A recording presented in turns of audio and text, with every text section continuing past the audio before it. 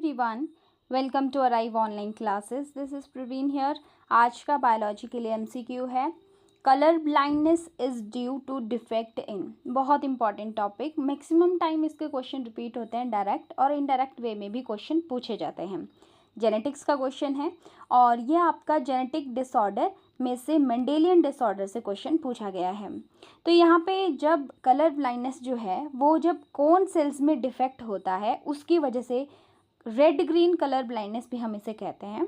तो यहाँ पे बी ऑप्शन करेक्ट हो जाएगा। रॉड सेल्स और कोन सेल्स दोनों ही आई की बहुत बहुत इंपॉर्टेंट सेल्स हैं। ये हमें देखने में हेल्प करती हैं। जब ब्राइट लाइट होती है, जैसे आप जनरली कह लीजिए कि दिन का समय है, तो आपको कोन सेल्स हेल्प करती हैं ब्राइट लाइट में। और जब बहुत डिम लाइट, यानी यूजुअली हम कह देते हैं रात के समय में जब हमें देखने में मदद करती हैं सेल्स, तो वो रॉड सेल्स होती हैं। और लेंस का काम अलग होता है। आइरिस यहाँ पे होगा, आइरिस ऑफ द आई, उसका काम अलग होता है।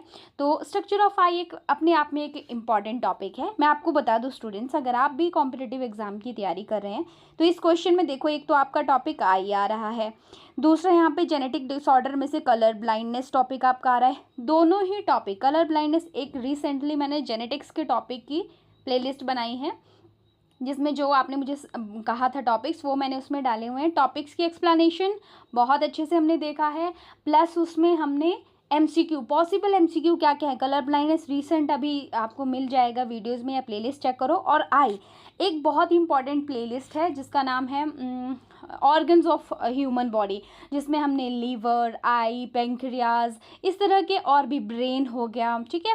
ऐसे ऐसे ऑर्गन हमने जो है वो important, top most important organ जो है वो डिटेल में किए हुए, एक एक चीज़ उनकी हमने एक्सप्लेन किया with the help of diagrams, ठीक है।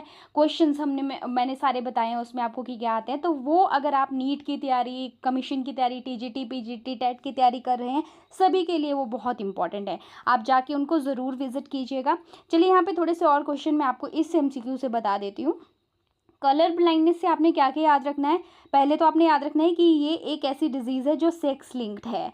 कौन से सेक्स से लिंक्ड है? फीमेल से। फीमेल में ये एक्स क्रोमोसोम से जुड़ी हुई होती है, एक्स लिंक्ड। और आपने याद रखना है कि ये रिसेसिव डिसऑर्डर है, रिसेसिव डिसऑर्डर है। और यहाँ पे बता दिया कि कौन सेल में जो है वो डिफेक्ट होने की वजह से होता है। अब इसमें ये है कि फीमेल्स में कम प्रोबेबिलिटी होती है कॉज होने की और मेल में ज़्यादा। यूजुअली ये आपको पता है, नॉर्मल फीमेल, अगर एक क्रोमोसोम के ऊपर कलर ब्लाइंडनेस वाला जीन है, दूसरा फीमेल में नॉर्मल है, तो ये फीमेल अगली जनरेशन के लिए उस जीन को कैरी करेगी, लेकिन उसे डिजीज़ नहीं होगी।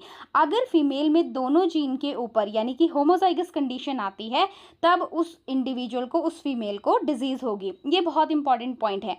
और अगर मेल की बात करें तो क्योंकि मेल के पास एक ही एक्स क्रोमोसोम होता है, तो ये तो नॉर्मल मेल आ गया। अगर एक क्रोमोसोम के ऊपर कलर ब्लाइंडनेस वाला जीन आ गया तो ये आपके पास क्या हो जाएगा? ये आपके पास कलर ब्लाइंड मेल हो जाएगा।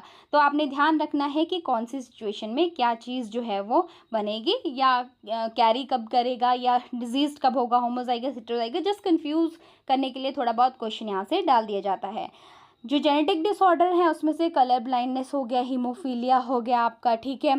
बाकी आपका सिकल सेल अनीमिया हो गया, थैलेसीमिया हो गया, फिनाइलक्यूटिनुरिया, ये सारे बहुत इंपॉर्टेंट टॉपिक्स हैं। और बहुत सारे एनसीईआरटी बेस्ड ही क्वेश्चन यहाँ से निकल के आ जाते हैं। अगर आप भी चाहते हैं कि कोई जेनेटिक्स का कोई पर्टिकुलर आपको टॉपिक टफ लगता है, मैं उसको बहुत आसानी से आपको करवा सकती हूँ। आप नीचे कमेंट सेक्शन में ज़रूर अपना टॉपिक डालिएगा।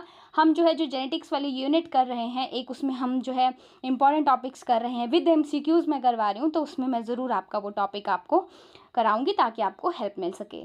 ठीक है, मिलते हैं हम नेक्स्ट एमसीक्यू में। Thank you so much for watching. Bye bye.